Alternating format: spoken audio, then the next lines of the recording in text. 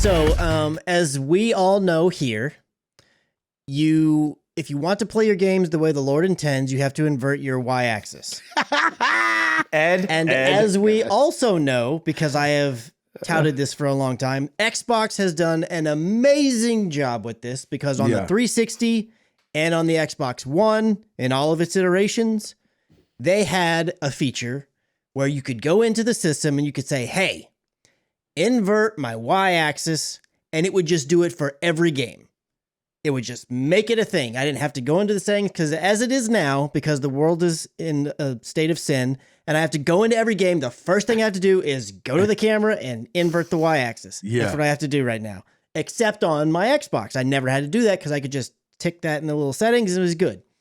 And I don't remember who it was on Twitter. It was somebody that worked at PlayStation. It was when they were starting to bring out all these different things and have all these different accessibility things that they're doing. Like, hey, and for next gen, if you have any accessibility things you want to do. And I wish I would have saved this tweet.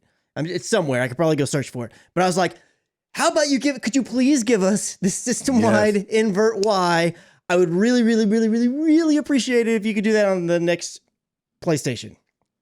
Lo and behold, we found out, because there were a bunch of UI stuff that came out. And then, as people will know, as they start to get their PlayStation starting tomorrow, day after recording, the PlayStation 5 has the ability in the system to turn it on to invert the camera in games.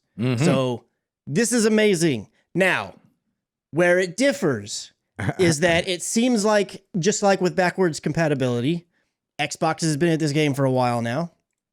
A note on that here in a second. And they've kind of got it hunkered down, and it seems like it's just built in the system forces it. Even though it's going to be an option in the PlayStation, there seems to be some kind of thing that it still has to, developers will still have to allow it to where their game can be changed by this system setting. So if that's not in there, it won't affect it. Or it seems like that's how it is. So it's a kind of hit or miss, at least as at the onset. I have a feeling like this is all going to smooth out and it's just going to work as intended. Right. But regardless, I'm going to switch it on the minute I get a PS5, which who knows when that's even going to be.